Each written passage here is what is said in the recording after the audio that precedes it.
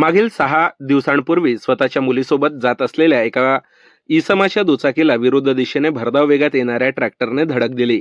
या अपघातात गंभीर जखमी झालेल्या इसमाचा 6 दिवसानंतर उपचारादरम्यान मृत्यू झाल्याची घटना घडली आहे. हा अपघात 23 जुलै रोजी सकाळी 10:30 वाजताच्या सुमारास लाखांदूर तालुक्यातील पिंपळगाव कोहळी ते दहेगाव मार्गावरील कोल्हासूर पहाडी परिसरात घडला होता. लोकचंद परशुराम कर्वे 50 वर्ष, राहणार पिंपळगाव कोहळी असे ट्रॅक्टर अपघातात मृत व्यक्तीचे नाव आहे.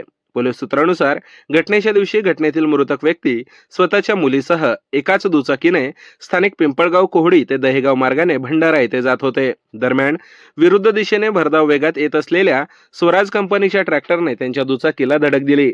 या धडकेमुळे जमिनीवर पडलेल्या पीडित व्यक्तीच्या अंगावरून ट्रॅक्टरचे कॅचबिल गेल्यामुळे ते खाली दाबले गेले आणि गंभीर जखमी झाले, तर दुचाकीवर असलेली त्यांची मुलगी किरकोळ जखमी झाली. या घटनेची माहिती ट्रॅक्टर मालक, गावकरी व कुटुंबियांना मिळताच त्याने तात्काळ घटनास्थळी धाव घेत जखमींना स्थानिक लाखांदूरच्या ग्रामीण रुग्णालयात दाखल केले. मात्र लोकचंद गंभीर जखमी असल्यामुळे त्याला पुढील उपचारासाठी नागपूरच्या एम्स रुग्णालयात दाखल करण्यात आले होते. 6 दिवस रुग्णालयात उपचाराधीन असतानाच 29 जुलै रोजी लोकचंदचा मृत्यू झाला. या प्रकरणात पीडित व्यक्तीच्या नातेवाईकांच्या तक्रारीवरून स्थानिक लाखांदूर पोलिसांनी विविध कलमान्वये तालुक्यातील पिंपळगाव कोहळी येथील नामदेव मुखरू बोरकर वय 32 वर्ष या ट्रॅक्टर चालकाविरुद्ध गुन्हा दाखल केला आहे. या प्रकरणाचा पुढील तपास ठाणेदार शिरीष भालेराव यांच्या मार्गदर्शनाखाली सुरू